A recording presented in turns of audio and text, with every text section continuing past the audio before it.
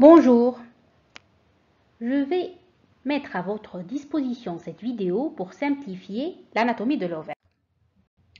D'abord, je vais commencer après une courte introduction par l'organogenèse.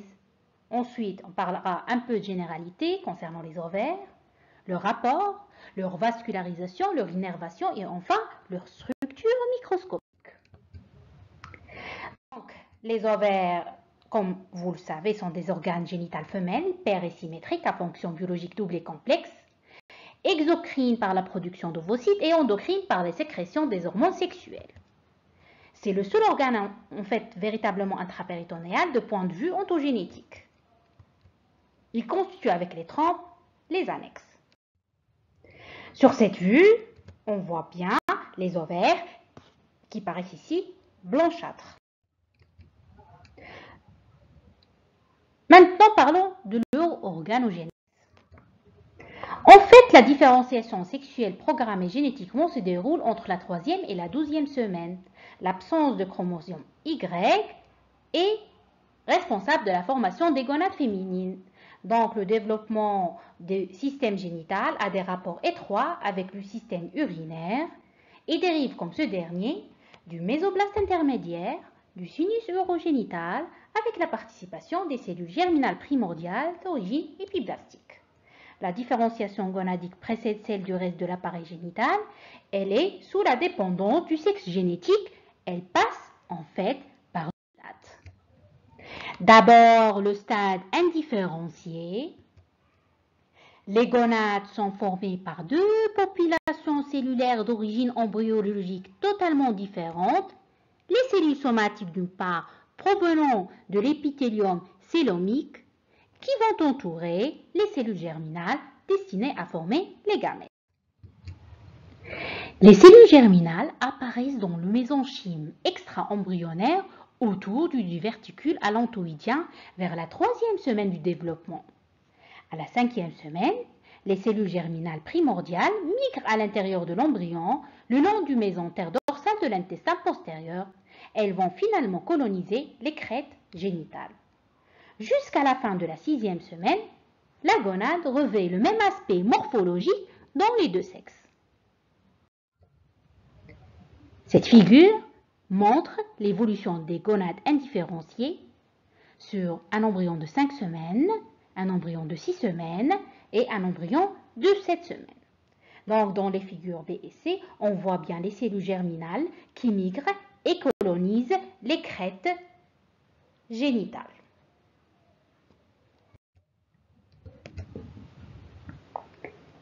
Différenciation de l'ovaire. La différenciation de l'ovaire débute en fait au cours de la 8e semaine. Les cordons sexuels se désagrègent dans la région corticale. Donc des amas de cellules isolées vont entourer les ovogonies qui se multiplient de manière synchrone. Dès le 5e mois, les ovogonies ont déjà achevé la prophase de la première division méiotique et sont entourées par une couche unistratifiée de cellules en provenance des cordons sexuels. C'est les cellules folliculaires.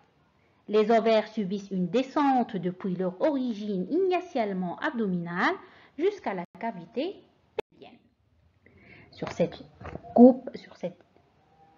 figure, on voit des gonades différenciées d'un embryon de 12 semaines et d'un embryon de 20 semaines. Donc, comme on le voit, les cordons sexuels se désagrègent dans la région corticale. Sur la figure B, on voit bien les ovogonies en prophase 1 entourées des cellules folliculaires. Parlons un peu de généralité concernant les ovaires. Sur cette coupe de la cavité péritonéale pelvienne, donc on voit que l'ovaire est situé dans la fosse ovarique. Donc, comme on le voit ici, est fixé à la face postérieure du ligament large. Donc, sa morphologie externe, l'ovaire est ovoïde et légèrement aplati. Sa teinte blanchâtre tranche nettement avec la teinte rosée ou rouge des formations anatomiques voisines. Donc, pendant la grossesse, le hile violacé contraste avec le reste de l'ovaire. Sa surface est irrégulière et mamelonnée. Les saillies correspondent aux follicules sous-jacents et les dépressions figurent les cicatrices post-ovulatoires. À la ménopause, donc l'ovaire tend à s'atrophier, il devient scléreux et prend l'aspect d'un noyau de pêche. Sur cette figure du vue célioscopique opératoire des annexes et du ligament droit de l'utérus, on voit bien les ovaires avec leur teinte blanchâtre.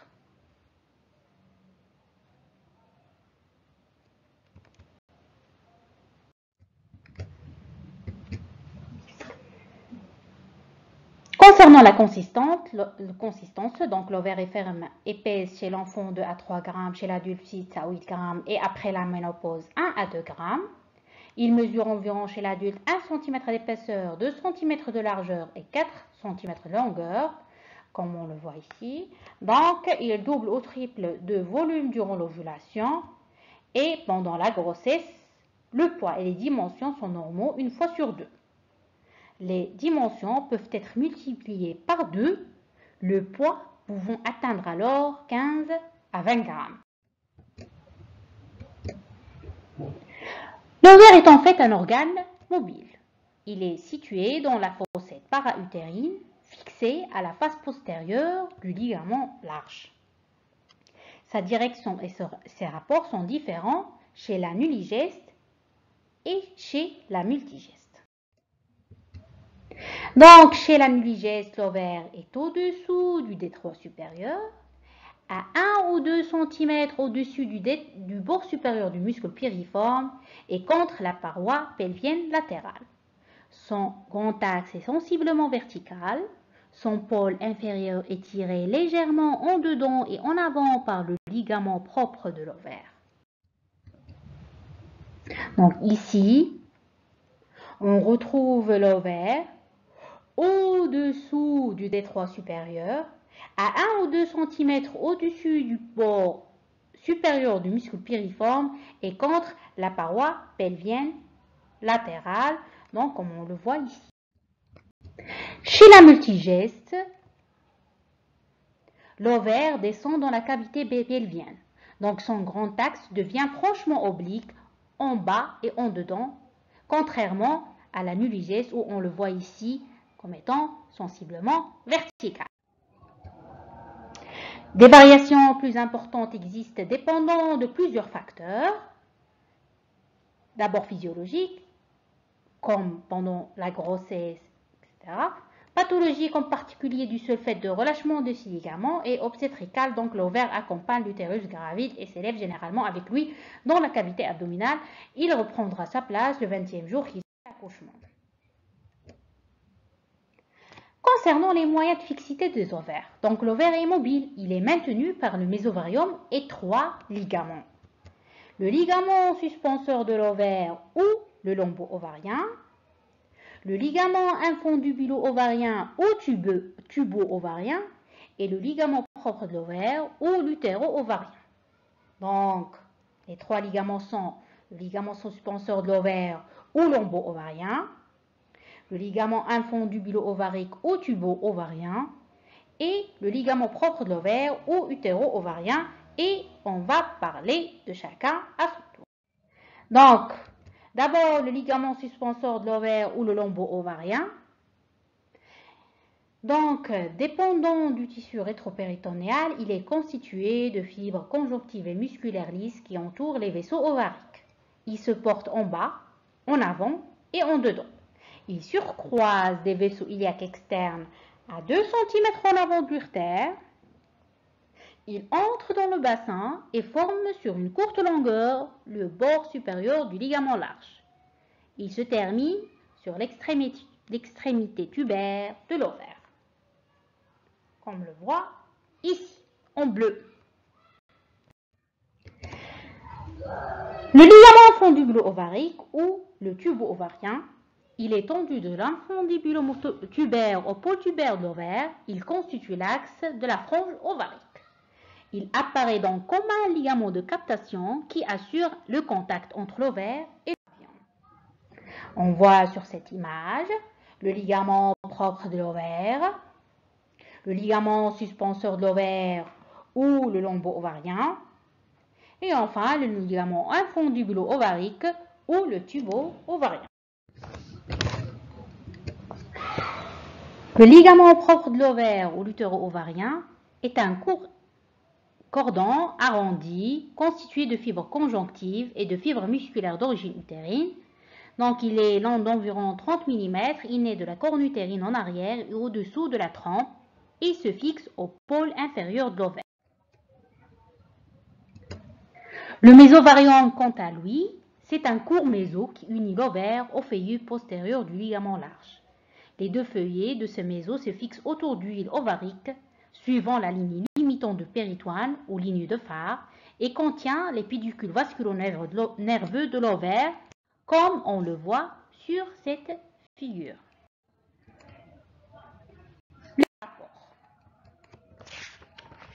Donc, l'ovaire est un organe intrapéritonéal et partiellement caché par la trompe et le mésosalpinx. Il est encapuchonné par le mésosalpinx qui détermine deux récessus. Donc, en dedans, le récessus tubo-ovarique et en dehors, le récessus ovaro-pariétal en regard de la paroi. Il présente deux faces, latérales et médiales, deux bords libres et mésovariques et deux extrémités tubaires et utérines. Sur cette figure, je vous présente les récessus ovariques, le récessus préovarique, les récessus tubo-ovariques et enfin le récessus ovaro-pariétal. La face latérale de l'ovaire, donc chez la nullipare, elle répond à la fosse ovarique.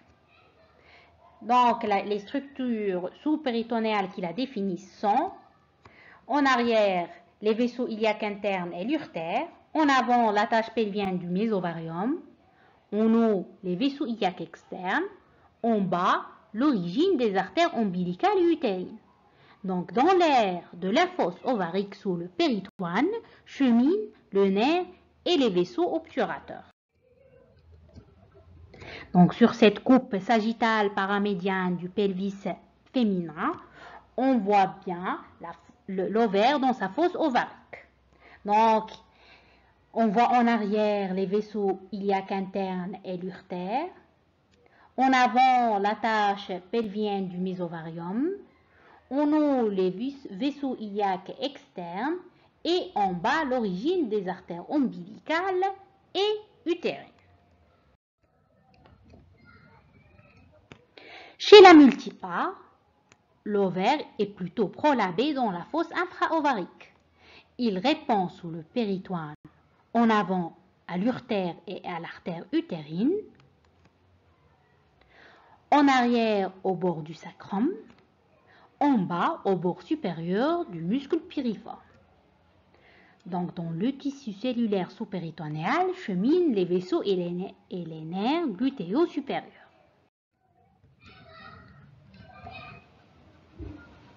La face médiale de l'ovaire.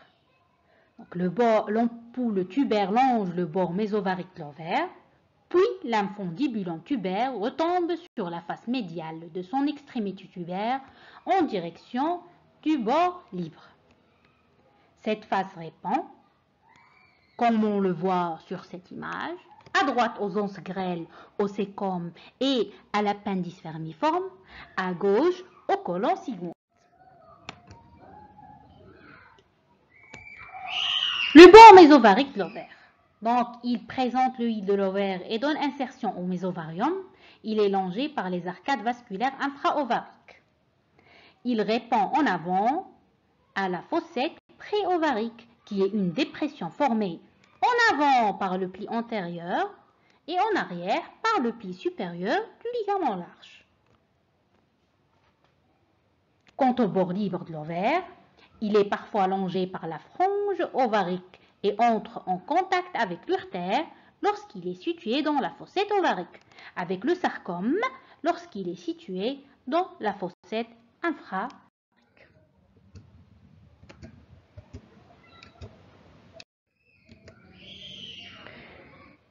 Quant aux extrémités, l'extrémité tubaire est proche des vaisseaux iliaques externes et donne insertion au ligament suspenseur de l'ovaire. Quant à l'extrémité utérine, elle est proche de l'utérus et donne insertion au ligament propre de l'ovaire. Donc, cette figure résume un peu tout ça.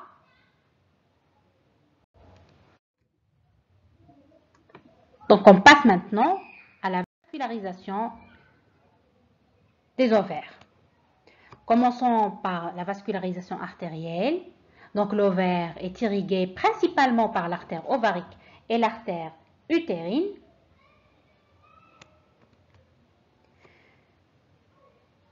Jusqu'à environ 25 ans, l'artère ovarique est la source prédominante de la vascularisation des ovaires.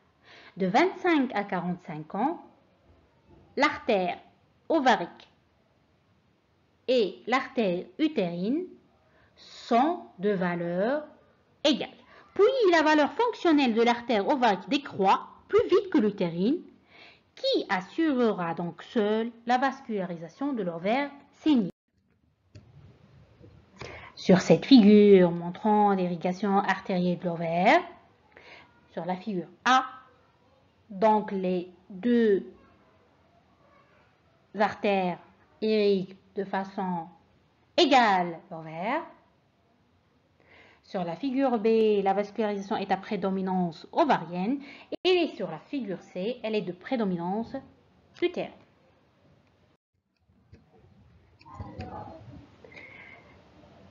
L'artère ovarique, elle, concernant son origine, elle naît le plus souvent de la face antérieure de l'aorte entre les artères rénales en haut et la mésentérique inférieure en bas, face au disque intervertébral séparant les vertèbres lombaires L1 et L2.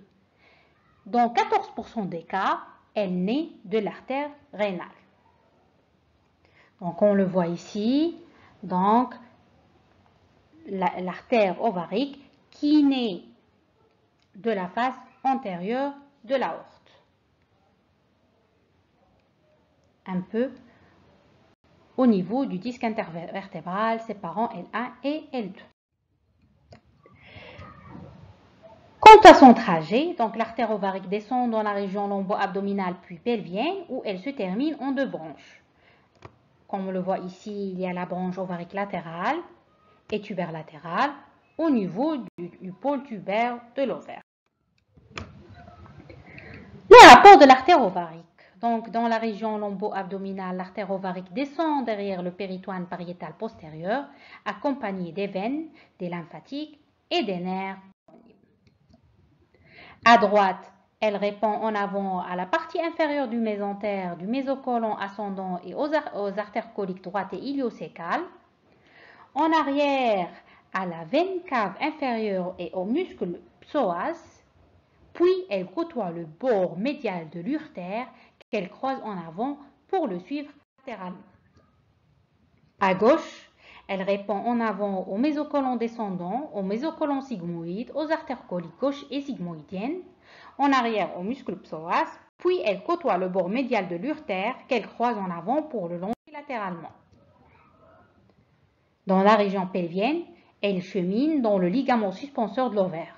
Au niveau du détroit supérieur, elle surcroise des vaisseaux iliaques externes à 2 cm environ en avant des urtères et pénètre dans le ligament large de l'utérus. Donc, c'est un peu résumé sur cette figure. Donc, on voit bien les artères ovariennes qui côtoient le bord médial de l'urtère. Donc, elles croisent en avant pour le suivre latéralement. On est au niveau du détroit supérieur, comme on l'avait déjà dit, et surcroise les vaisseaux iliaques externes à 2 cm environ en avant des urtères. Ces branches collatérales, donc, elles donnent des branches pour la capsule adipeuse du rein et une branche urétérique. Donc, quant à sa terminaison, à l'extrémité tubaire de l'ovaire, l'artère ovarique se divise en deux branches, tubaire latérale et ovarique latérale, qui s'anastomosent le plus souvent à plein canal avec les branches homonymes de l'utérine pour former les arcades artérielles infra-ovariques et infratubères. Donc, parlons maintenant un peu de l'artère utérine qui, elle, donne sous l'isthme tubaire l'artère du fundus utérin et se termine en artère ovarique médiale et tubaire médial qui s'anastomosent avec leur homologue latéral pour former des arcades infra-ovariques et infra-tubaires. Cette image montre un peu la circulation annexielle après ligature de l'artère utérine au niveau de la corne utérine. Donc, on voit bien qu'elle devient prédominante ovarienne. Microvascularisation de l'ovaire. Donc, de l'arcade infra-ovarique naissent 10 à 20 artérioles ovariques de premier ordre. Et de chaque artériole de premier ordre naissent 2 à 3 artérioles ovariques de deuxième ordre qui donnent chacune des artérioles de troisième ordre qui forment le réseau périfolliculaire. La vascularisation veineuse. Les vénules ovariques sinueuses se drainent dans le plexus pompiforme situé dans le mésovarium. Le plexus pompiniforme est drainé principalement par les veines ovariques et accessoirement par le plexus utérin. Les veines ovariques croisent l'urtère au niveau de la 4e ou 5e vertèbre lombaire. Elles se résolvent en une seule veine ovarique qui se jette à droite dans la veine cave inférieure et à gauche dans la veine rénale gauche. Quelques variations existent. En fait, la veine ovarique droite peut être double ou triple et s'aboucher dans la veine rénale droite. Et la veine rénale ovarique gauche peut se terminer dans la veine prépiélique ou rétropiélique. Cette figure résume un peu la circulation veineuse de l'ovaire avec le sinus pompiniforme. Et sur cette figure, on voit bien la terminaison des veines ovariques qui, à droite, finit dans la veine cave inférieure et à gauche dans la veine rénale gauche. Les lymphatiques ovariens, donc l'ovaire se draine dans un plexus lymphatique mésovarique dont les collecteurs référents accompagnent l'artère ovarique. Ils rejoignent à droite les nœuds lymphatiques latéraux-caves et précaves, à gauche les nœuds lymphatiques latéraux aortiques et pré-aortiques. Des études lymphoscintigraphiques ovariques ont montré que chez la femme en activité génitale, le drainage se fait aussi dans les nœuds lymphatiques pelviens. Après la ménopause, le drainage est principalement lombaire. Donc ici, on voit à droite les lymphneux latéraux-caves et précaves et à gauche les lymphneux pré-aortiques et latéraux-aortiques avec en bas les lymphneux pelviens. L'innervation ovarienne, donc les nerfs ovariens proviennent essentiellement du plexus ovarique qui dérive du ganglion aortico-rénal et du plexus rénal. L'ovaire contient aussi des neurofibres amyélinisées qui se ramifient autour des follicules ovariques et de la tunique moyenne des vaisseaux d'huile. Donc, on note aussi la présence de quelques terminaisons sensitives libres sur les ovaires. Donc, on ne peut pas parler d'ovaire sans parler de structure microscopique. Donc, sur cette coupe transversale, donc, on met en évidence deux zones, l'une périphérique qui est le cortex et l'autre centrale qui est la médula. L'ovaire n'est pas recouvert d'un péritoine mais d'un épithélium superficiel. Donc, le péritoine se fixe autour du hile de l'ovaire. L'épithélium superficiel est formé d'une couche de mésotéliocytes cubiques pourvus de microvillosités. La tunique abuginée est située sous l'épithélium superficiel. Elle est constituée d'une mince lame de tissu conjonctif lâche. Et le stroma ovarien est constitué d'un tissu conjonctif cellulaire dense disposé en tourbillon dans le cortex et plus large dans le médula. Il contient les endocrinocytes interstitiels.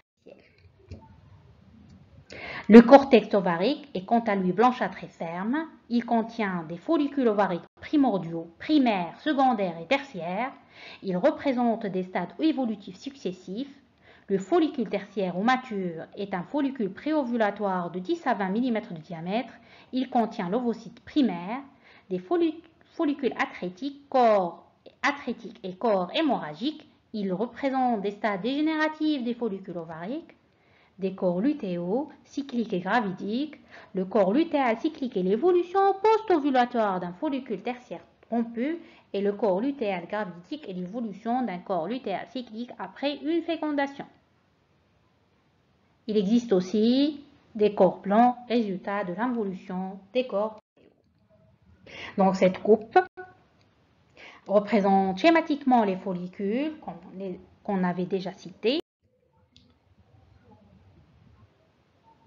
Et ce schéma, donc, il vous montre aussi les follicules dans leurs différents stades. La médulla ovarique, quant à elle, elle est rouge et molle et contient des vaisseaux, des neurofibres, des myocytes lisses et quelques vestiges embryonnaires comme les ovaries et l'ectopie du cortex surrénalien. Donc en conclusion, on voit bien que l'ovaire avec la trompe forme l'annexe qui constitue une unité morphologique et fonctionnelle d'une importance capitale dans la reproduction humaine. L'ovaire peut être le siège de pathologies bénignes et malignes, donc la connaissance de son anatomie et de ses rapports se révèle donc fondamentale dans la prise en charge de celle-ci. En dehors de la chirurgie oncologique, le rapport révèle actuellement essentiellement de la cœlioscopie.